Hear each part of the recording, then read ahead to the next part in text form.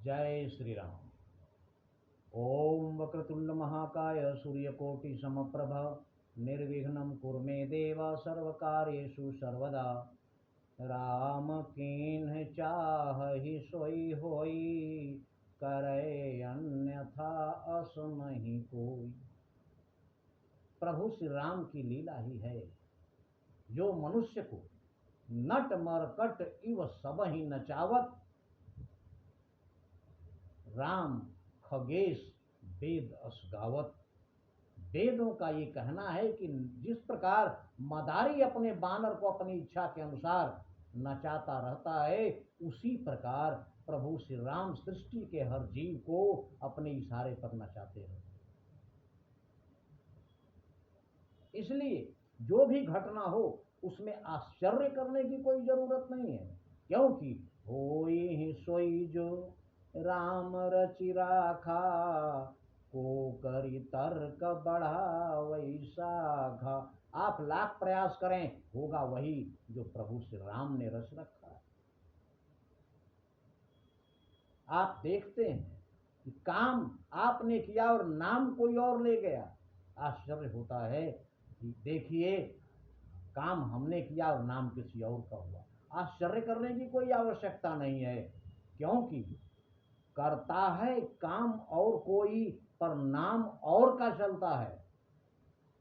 दुनिया का नियम है ये कि काम कोई और करता है लेकिन नाम किसी और का होता है। जलता तो है रोगन कपड़ा, उदाहरण देखिए, जलता तो है रोगन कपड़ा।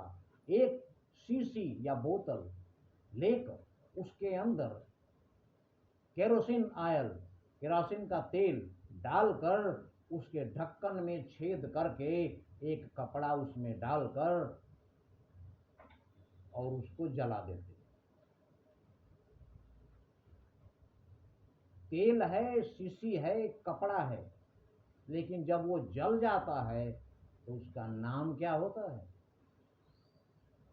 जलता तो है रोगन कपड़ा, रोगन तेल को कहते हैं।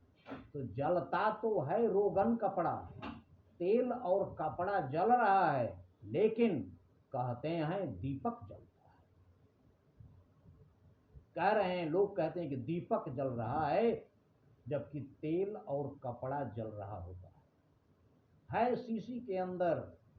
तो तीन चीजें हैं, शीशी, तेल और कपड़ा, लेकिन तीनों की कहीं चर्चा नहीं है। जल कोई और रहा है, नाम किसी और का हो रहा है कि वो जल रहा है, दीपक जल रहा है, जबकि जल रहा है तेल और कपड़ा।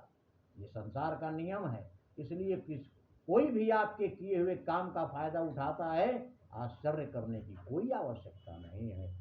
इस प्रकार संसार में बेखौफ निश्चिंत रहिए, क्योंकि जो प्रभु की शरण में चला जाता है उसकी चिंता प्रभु करते हैं।